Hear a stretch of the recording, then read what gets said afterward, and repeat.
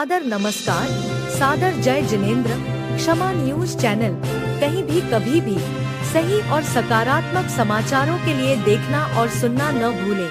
साथ में आपसे विनम्र निवेदन है कि यदि आपने इस चैनल को सब्सक्राइब नहीं किया है तो कृपया अवश्य कीजिए और शेयर और लाइक करना ना भूलें। हमें याद है 2010 का वो समय था, 9 या 10 का। उस समय महाराज जी की प्रेरणा से, और हम पाठशाला तो पढ़ाते ही थे हमेशा 2004 से, तो एक दिव्य गोष्ठ का गठन किया था। 16 बच्चे हमने पथरिया समाज से छांटे थे। वो उन बच्चों का दिव्य गोष्ठ लेके, और सबसे पहला कार्यक्रम मुनिराज का दीक्षा दिवस मनाया था हम लोगों ने। और तालियां कम बजाए कर, तालियों में क्या समय चला जाता और बात छुप जाती। तालियां कम बजाओ, समझो बात के लिए। देखो, तो महाराज जी के पास जाते थे, हर बार अंतरंग से भावना आते थे, बहुत अंतरंग विशुद्धि के साथ, कि मुनिराज हम आपके साथ मुनि अवस्था में दीक्षा दिवस मनाएं। कब मनाएं? हमेशा हमारा दीक्षा दिवस कब ऐसा अवसर आए कि मुनि अवस्था में भी आपके साथ हम और उपकार दिवस, गुरुदेव का उपकार दिवस मनाएं। तो कैसी ये भावना हमारी फलती गई और ये परिणाम निकला कि पिछले 2 वर्षों से, इस साल और पिछले साल 2 वर्षों से हम मुनिराज के साथ दीक्षा दिवस उनके साथ मुनि अवस्था में मनाया। ये हमारी अंतरंग की विशुद्धि की भावना आज फलित हुई। और आप लोग भी इसलिए भावना भाने से कभी पीछे मत हटना। संयम का प्रभाव, हमारे पिताजी का हम आपको उदाहरण दे दें छोटा सा, क्योंकि यहाँ पे ओवर एज वाले बहुत लोग बैठे हैं जो कि 60-62 के करीब आने वाले हैं। तो हमारे पिताजी ने हमारी दीक्षा के 3 साल पहले से बोल के रखा था घर में कि हम 62 साल तक घर में रहेंगे। 62 साल के बाद या तो दीक्षा लेंगे या फिर आश्रम में, घर में तो नहीं रहेंगे, ये पक्का है, पहले से बोल दिया था। तो ऐसा ही हुआ, जब वो 62 साल के हुए, हमें दीक्षा के 3 साल हो चुके थे। हम भोपाल चतुर्मास चल रहा था 2016 में। उस समय पिताजी आए और उनकी 7 प्रतिमा गुरुदेव से थी, और कई बार, सैकड़ों बार वो निवेदन कर चुके थे दीक्षा के लिए, लेकिन उस समय क्षुल्लक व्यवस्था भी नहीं थी कि वो घर त्याग कर सके आचार्य श्री के आदेश से। तो उन्होंने हमसे कहा कि महाराज जी 62 साल के आज हम हो गए और अब हमें निर्णय करना है, क्योंकि हम पहले से कमिटमेंट कर चुके कि हम 62 साल तक घर में रहेंगे।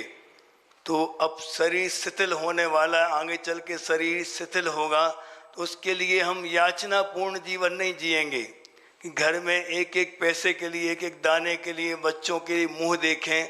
ऐसा कभी नहीं करेंगे। हमारी जितनी इंद्रियों में शक्ति है उतनी पुरजोर सामर्थ्य से हम मुनि व्रत का पालन करते हुए अंतिम श्वास लेंगे। उनका ये संकल्प था।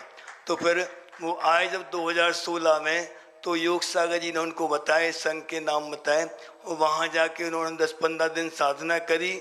और महावीर जयंती के दिन आचार्य आर्जव सागर जी, जो कि आचार्य विद्यासागर जी के शिष्य हैं, तो उन्होंने उनसे दीक्षा ली और मुनि दीक्षा डायरेक्ट हुई थी उनकी सीधी।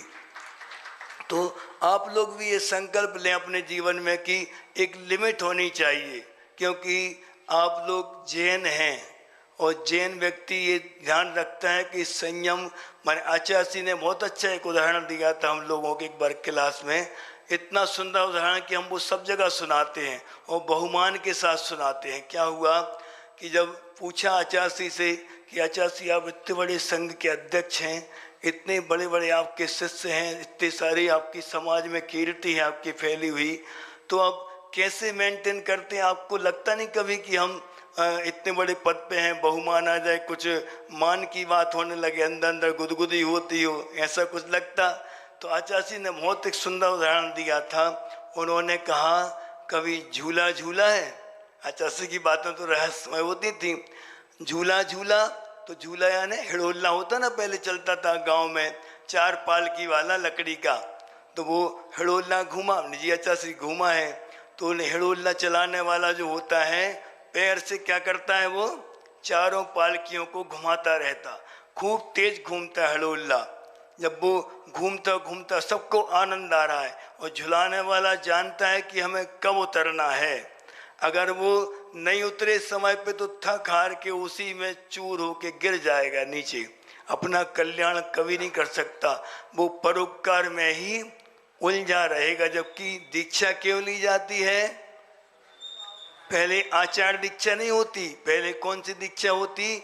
मुनि दीक्षा। मुनि दीक्षा कभी भी किसी भी ग्रंथ में आप देख लो, परोपकार के लिए कभी मुनि दीक्षा ली नहीं जाती। अपना उपकार कर लो, वही बहुत है। अब जब दूसरों को संभालना कब होता है? अपने पैर मजबूती से जब गड़े हुए हों, जुड़े हुए हों धरती पे, तब जाके दूसरों को थामो। अगर हम दूसरों को थामने चले जाएंगे, हमारे पैर खुद नहीं जम पाए जमीन पे, तो क्या होगा? वो तो गिर ही रहा है, हम भी उसके साथ और पतन में कारण बन जाएंगे। इसलिए आचार्य ने क्या बोला? चारों पालकियां यानी मुनि, आरिका, श्रावक और श्राविका, चतुर्विध संघ हैं। इन संघ की 4 पालकियों को हम झुला रहे हैं। देखिए क्या कर रहे हैं, सबको आनंद आ रहा है झूलने में। और झूला झुलाने वाला वो कब चुपके से निकल जाता है? चलते झूले में निकलना है, झूला तुम्हें रुकेगा नहीं, झूला कभी नहीं रुका है। कब रुकेगा झूला? पंचम काल के अंत में रुकेगा सीधा। ये चतुर्विध संघ का झूला जो है, ऐसे कई आचार आते गए और तेजी से झूले को झुलाते गए और चुपके से उतर के और अपना कल्याण कर गए। आचार पद को छोड़ के, मुनि पद तो है ही उनके पास, उसी के साथ अपनी समाधि मरण करके। और कितना प्यारा उदाहरण दिया आचार्य श्री ने। इसी प्रकार आचार्य श्री हमेशा बोलते थे दीक्षा के बाद, सब साधकों से बोलते थे ये वाली बात कि जो मैं कह रहा हूँ वो तुम्हें करना है, जो मैं कर रहा हूँ वो नहीं करना, फंस जाओगे, ध्यान रखना। आचार्यों के काम क्या है? स्वपर कल्याण के लिए आचार्यों का जन्म होता है, आचार दीक्षा होती है। कैसे? कि अपना कल्याण करेंगे और जिन मत की प्रभावना के लिए सबका उपयोग करते हुए वो जिन शासन की महती प्रभावना करेंगे, दीक्षाएं आदि देंगे। तो आचार्य के क्या वचन थे?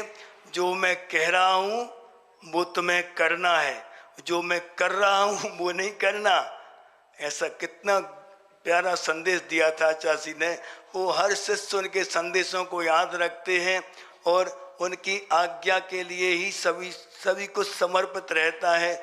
मैंने मुनिराज को देखा, बचपन से देखता आ रहा, 2003 से मैं जुड़ा हूँ महाराज जी से, तो 2003 से देखता आ रहा कि जहाँ आचार्य श्री का आदेश होता था, छोटे से छोटा गांव हो, उजड़े से उजड़ा कोई क्षेत्र हो, जैसे कि टिकटोली क्षेत्र में महाराज जी का चतुर्मास हुआ, बिल्कुल शुद्ध जंगल था, वो बीहड़ जंगल डकैत एरिया था पूरा बिल्कुल, कोई दिन में भी जाने से डरता था वहाँ पे। आचार्य श्री का आदेश हुआ कि आपको वहाँ चतुर्मास करना है। तो एलक जी, एक दयासागर जी और थे, एलक जी दयासागर जी, तो तीनों महाराज जी का चतुर्मास वहाँ पे हुआ था। तो ऐसी आज्ञा का पालन उन्होंने अपने प्राणों की आहुति देकर भी उन्होंने अपने गुरुदेव की आज्ञा का पालन किया। और यही कर्तव्य है प्रत्येक शिष्य का कि जो भी आचार हों, जो भी उनके पट्ट पे बैठे जो आचार हों, पूरे बहुमान के साथ पूरे संघ का कर्तव्य है कि उनकी आज्ञा का प्रतिक्षण हर पल पालन करें, अंतिम श्वास तक उनकी आज्ञा का पालन हो, उनकी कभी भी विराध ना हो, उनके आदेशों की कभी विराधना ना हो। इसी भावना के साथ ये पंचम काल तक ये जिन शासन बढ़ता रहे। और आप लोग भी आगे आके 62 साल की लिमिट बना लो। जब गवर्नमेंट ने भी तय किया है कि 62 साल गवर्नमेंट की आयु होती ना, एज लिमिट होती है उनकी सर्विस की, तो 62 साल के बाद आप में कैपेसिटी भी है तब भी वो रिजेक्ट। क्यों? सटे आ गए हो सटे आ गए। लेकिन मोक्ष मार्ग में वही सटियानापन भी सार्थक होता है। अगर जो व्यक्ति जीवन भर सजगता के साथ जिया है, सहजता के साथ जिया है, तो उसके लिए कभी भी महाव्रत पालन करने में दुविधा नहीं होगी, हमेशा सुविधा ही सुविधा है। क्योंकि आप लोग भी मानते हैं ये बात, आप लोग इतनी बड़ी संख्या में महाराज जी का दीक्षा दिवस मनाने के लिए आए। क्यों आए? क्योंकि प्रत्येक आत्मा के अंदर छटपटाहट होती है, कर्मों से छूटने की छटपटाहट ही आपको दीक्षा जिनने ली है उनकी ओर आकर्षित करती है। ये हमेशा चलेगा। हमेशा याद रखना ये बात कि जो जो 5 पापों का त्याग करेंगे वो उनको आप उच्चासन देंगे, हमेशा देंगे, बहुमान देंगे। और उनके लिए जिनने 5 पापों का त्याग, अपने घर में आप इंतजार करते हैं मुनिराजों का कि हमारे घर में चरण पड़ जाए। आचार्यों ने यहाँ तक लिख दिया कि जिस घर में दिगंबर साधु के चरण नहीं पड़ते, आहार नहीं होते, वो घर कैसा है? शमशान के समान। कहा गया वो घर? सोच लो आप, बड़े बड़े फ्लैट हवेलियां बना लो, वो क्या लिख दो वहाँ पे? मरघट। कब तक? जब तक उसमें दिगंबर साधु के आहार नहीं होते। और अपने बच्चों को भी ये परंपरा सिखाएं कि दिगंबरत्व की रक्षा कैसे होगी? आप लोगों के कारण होगी। मात्र 1 घंटे का समय आप लोगों के लिए देना पड़ता है। आचार्य से पूछा था बैनाला जी ने कि आचार्य, जब हम लोग आपको आहार देते हैं, हर समय 23 घंटे आपका हाथ हम लोगों के ऊपर रहता है, वरदानी छांव आपकी रहती है, लेकिन 1 घंटे के लिए आपका हाथ हमारे हाथ के नीचे हो जाता है। बोला था बैनाला जी ने।